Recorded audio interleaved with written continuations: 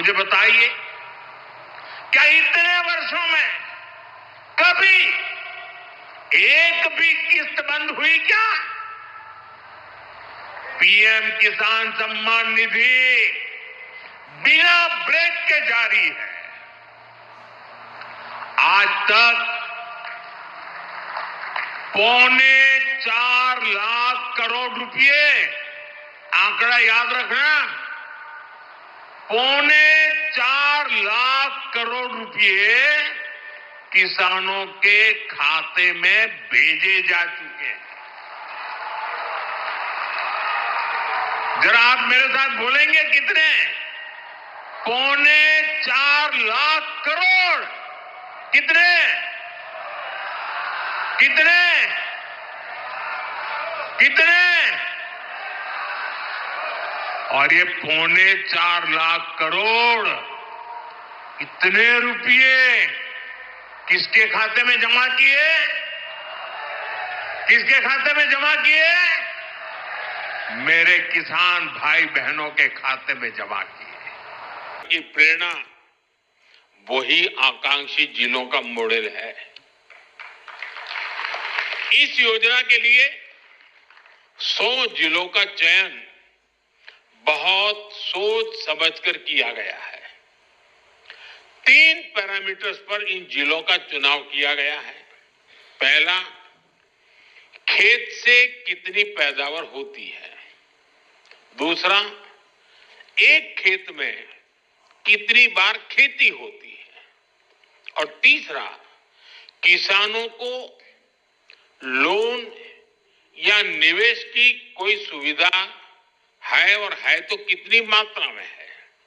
साथियों, हमने अक्सर 36 के आंकड़े की चर्चा सुनी है। हम बार बार कहते हैं उनके बीच तो 36 का आंकड़ा है, लेकिन हर चीज को हम चुनौती देते हैं, उसको उल्टा करते हैं।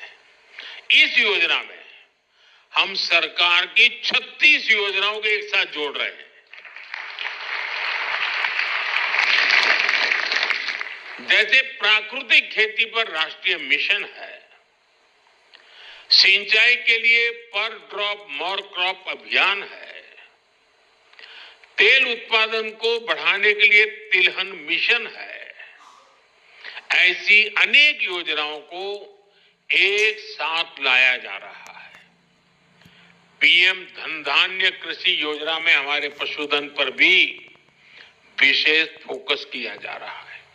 आप जानते हैं, फूट एंड माउथ डिसीज यानी खुरपका मुंहपका जैसी बीमारियों से पशुओं को बचाने के लिए 125 करोड़ से अधिक टीके मुफ्त लगाए गए हैं।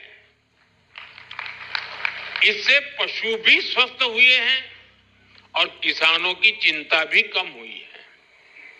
पीएम धन धान्य कृषि योजना में स्थानीय स्तर पर पशुओं के स्वास्थ्य से जुड़े अभियान भी चलाए जाएंगे। साथियों, आकांक्षी जिला कार्यक्रम की तरह उसी प्रकार से पीएम धन धान्य कृषि योजना का बहुत बड़ा दायित्व किसानों के साथ ही